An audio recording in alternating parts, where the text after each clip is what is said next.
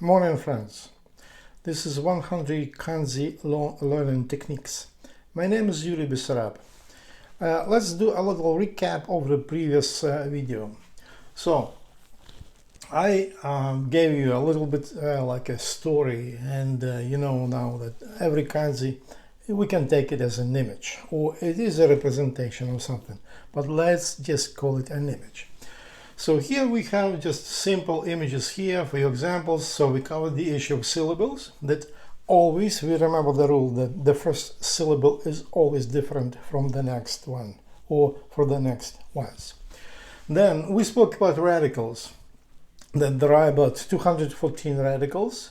It's like a main component or main image within the bigger image of the kanji. So, and I ask you to prepare to learn to enjoy 48 first radicals, which are also can be like independent kanji, or maybe 214. I don't know. It depends on you. Probably you are ready. I believe so. I gave you a little bit of information about how to make cards, which I developed. It's my technique of cards, and I will show you in the next video how I will speak more about different kinds of cards we can make. But I believe that mine is the best. You will see, you will check it. And we spoke about books. Yeah, so this is the recap. Now, what I will talk about is just one idea among 1,000 of ideas you will find in this book of Kourinsky. And that is about how to memorize. Though this word is like hackneyed, it's overused. That's why sometimes people started to, or at some point people started to call it a mnemotechnique, or like it's memorizing technique, mnemotechnique. And Kourinsky did it too. So when I use memorize, I mean mostly like learn, or to, yeah, to memorize. But the concept is that in fact there is no memory as such, as a body, but it's a function. And we usually memorize by just its chemistry or biology when neurons combine in our brain. This is like, but let me show how we do it. What Kourinsky found, and I believe that he deserves a Nobel Prize for this. You will, after you will see how it works. So, it's mnemotechnique or memorization technique from Valery Kourinsky, and we can like write it as a formula that love, or I write here feeling, but also love, as Kourinsky used the word love, but also I'm a little bit cagey of using love. So, but you understand that this is just that positive feeling that we have to the subject of learning. So the formula is feeling, or love, let's call it, or it can be also interest, because interest is also a feeling. So feeling plus repetition is memory, or gives us memory. If we love something, in other words, and if we repeat seeing it, or hearing it, or whatever, reading it, then we definitely build a memory, or we memorize, or better say, learn. How to do it, how to use this formula, or how to use this paradigm as to learning some words, or in our case, it's kanji. For us to be able to develop or generate is better to say, generate feeling, we need to create a paradox. What is a paradox? Paradox is an unusual combination of things, or an unusual association, so to say. And there are certain steps for us to be able to develop a paradox. The first step, we need to take two images and we need to make them interact. So it's not just, it's something like in more like in a cartoon, yeah? Interaction, all those things, even which don't interact. But usually when we do it, we have the first association, it will be banality. And so we need to throw it away, like banal association. So this is the second step. So we throw it away. We don't need it because it's banal. It's banality. And then we need to associate these two images unusually. Also, it's very important that it should be positively. And for us, the sign that we associate well is that we are delighted. Or if you want, we start laughing. So again, first step, we take two images, then we combine them, we put them together, we make them interact. That is the second step. And we, the first step, yeah. But then just we throw away the banal association of them. And the third step, we associate, we combine them, we make them interact unusually, but very important positively. I will give you an example, because all our kanjis images, so for us it will be very easy to apply these techniques, this formula to kanji. For example, from the previous program, you've already learned this kanji, which toka, which means an hour or time.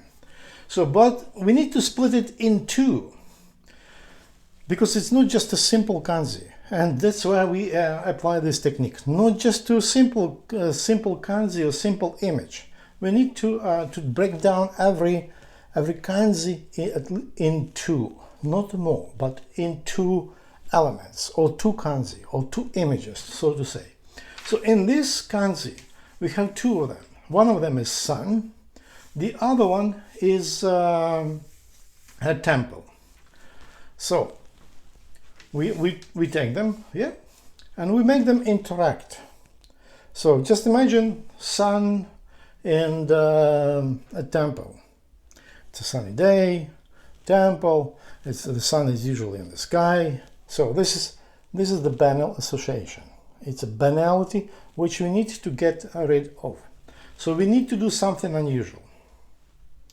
How to do it? For example, we can just imagine the picture that the sun wants to pray and it comes to a temple. Are we delighted? It's a little bit better, but not exactly what we want. So we need to continue building associations. For example, we also can take it as a day, because this kanji stands for a day, and for day is quite an abstract thing. So maybe we need to replace it something which can represent a day. It could be a calendar, for example. So just imagine a calendar and a temple. A banal association will be the calendar and there is a picture of a temple in it. But how to make it unusual and positive? Again, we can imagine that a calendar, very nice calendar with days, etc., comes to the temple. It wants to find out something about its nature, for example, or comes to pray. Do I like it? Am I delighted? Not yet. Not exactly. So what else can I do with it? Okay, let me look at this a little bit differently. Now I will use a little bit an additional technique here. So it can represent, for example, this kanji can represent a window. A lot of plastic windows have this one. We can even draw here like sun, yeah, like we see the sun in the window. The banal association, or the second step, will be just a temple with windows. That's a banal association. So we throw it away, and then we need to find something different.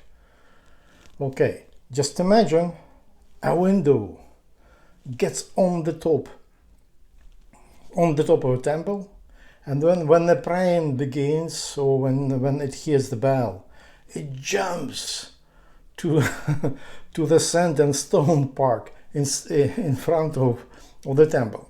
You see, I become a little bit delighted. So I like this image.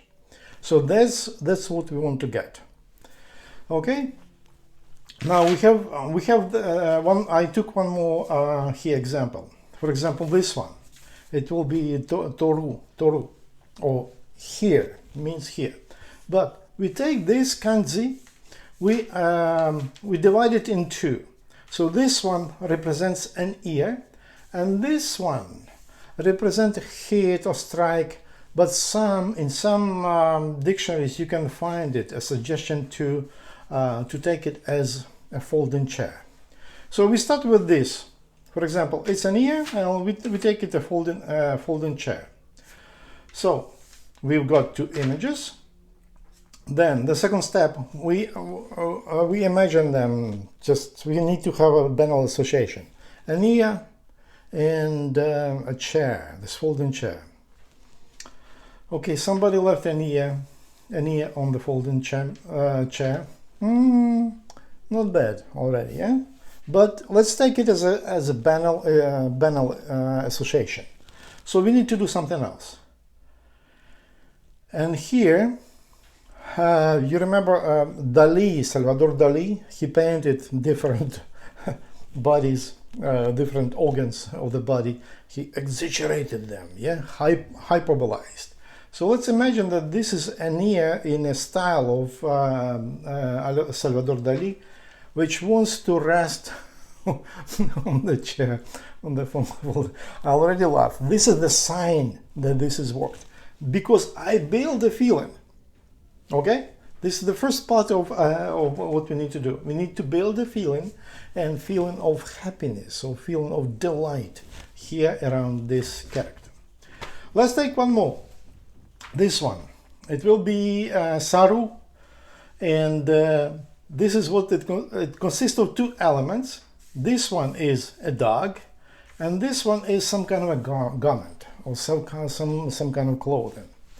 So we have two images, yeah. We have two kanji. They are also maybe they are also independent kanji, but we have two of them here. We need to connect them somehow, yeah. A dog and some clothing, some garment.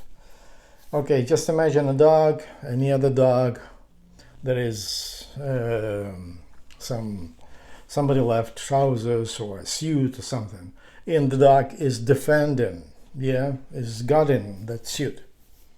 Okay, this is a banal. This is the second step. This is the banal association.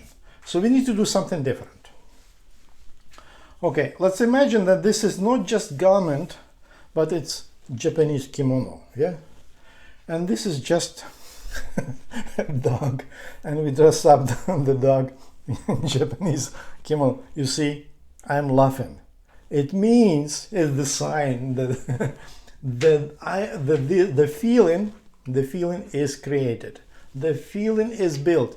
But this is only the part of this formula. So, for us to come over here. And I will show you one more thing.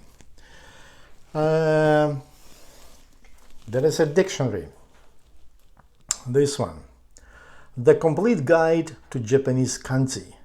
This will become our very good friend, because despite the fact that they have mnemonic, which is banal, this is on the level mnemonics. Yeah, they provide mnemonic, but this is banal, so we don't look at mnemonics. It's just banal association.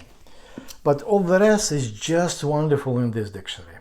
And it has all 2,136 kanji. So, how do we use it as a tool? I will show it to you. Yeah, okay. Let's do this. Okay, using the previous also. First of all, we open on any page and take any kanji, yeah? Then, the second stage, we don't just we look at kanji. That's it.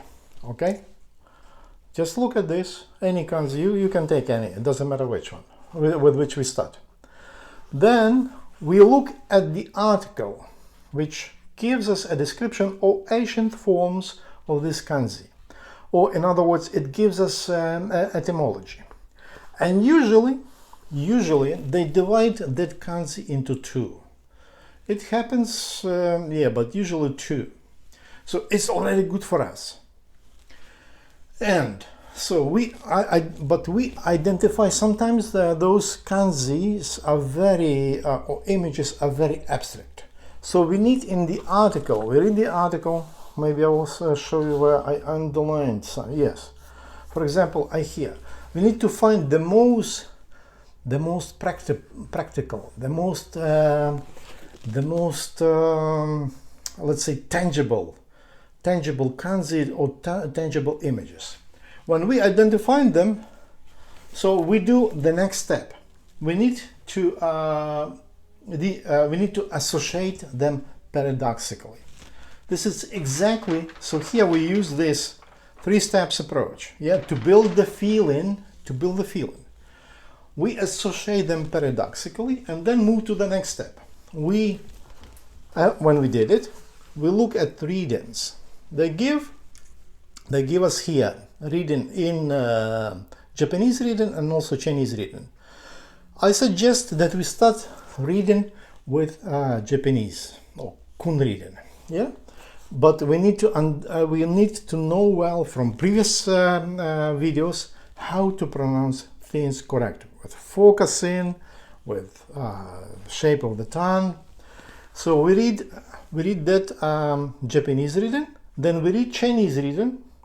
So, and then we can perform those readings as many times as we want. And also consciously we try to read them differently. What do I mean differently? We change the second reading, or the pitch of the second tone, or the second syllable. For example, this, or here, let's say, let's take this, because saru means monkey. So, but you remember it like a dog and in kimono, but we read the reading in the dictionary, and it will be saru. So we read it saru. Then we can say saru, saru. So this is one type of reading. When you change the pitch of the second syllable, we can change the pitch of the first syllable too. We can start high, saru, then saru, saru, saru, saru. So this gives us already like a different repetition. Okay. What else can be? We can use echo in our imagination, and you can read about imagination and how to create the internal landscape in our imagination. You can read well in this book. So we can do the echo there. Saru, saru, saru, saru, saru. It's a very good training for our ear. And then we go to examples. So we consider it done. We don't try to memorize anything. And we just go to, here they give some examples, You will see the examples, and we read this kanji, and also it could be, usually it's in Chinese reading, but then we find one more kanji that we don't know. And we go exactly to the kanji in this book that we don't know. And we start the whole procedure again and again. So the best way to look for kanjis in the dictionary is using this romaji, or English, let's say, letters or Latin letters, in order to find kanji. They also have index of stroke count, but this is the least effective way to look for kanji. It takes a lot of time, lots of efforts. You will be very disappointed. So we search the words using And this is very useful. It's very easy to find. You will find the number of that new kanji, and you will do the whole procedure away. Let's take example. Sometimes, let's take one example. Let's go to kanji 395. It's a very good example. So when we read the article about etymology, we find two things. One kanji is a tree, which is fine, very good. The other one is opposed. Sometimes this second or the first, sometimes this image is quite abstract. Oppose, yeah, it's quite abstract. Though you can imagine someone, for example, in opposition, a politician who is opposition. You can take him to represent this image, and then you can connect it easy, because just imagine the banal association will be an opposition leader sitting under the tree, but not banal would be that he climbs on the tree and starts campaigning from the tree. So, but sometimes, for example, it doesn't come so easy. For example, that association, or this could be very abstract. So we need to find something. We need to read etymology well and look at the picture, how it was, that character was written on bones, on something else, on stamps.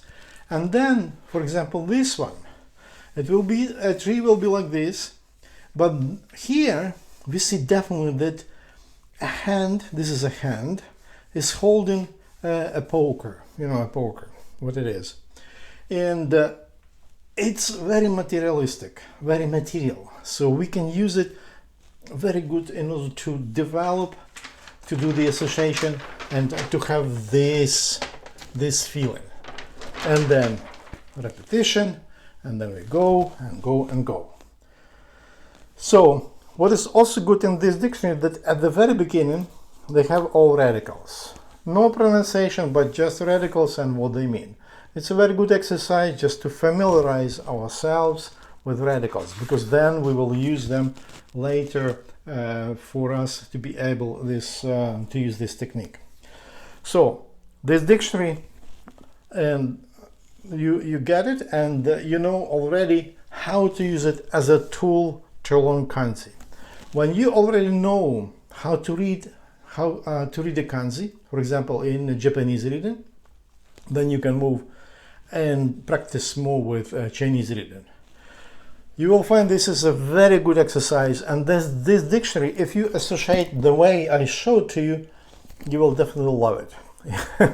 It will be your friend forever. So I will finish with the rule, one autodidactic rule from the book of Valery Kourinsky, which states, he or she, that person is right who looks into a dictionary 1,000 times a day. So please, you have this tool. try to look 1,000 times a day into this dictionary using these techniques. God help Ukraine. I wish you health, and please enjoy. Stop your likes and share this information, because others may really need it. Okay, bye bye.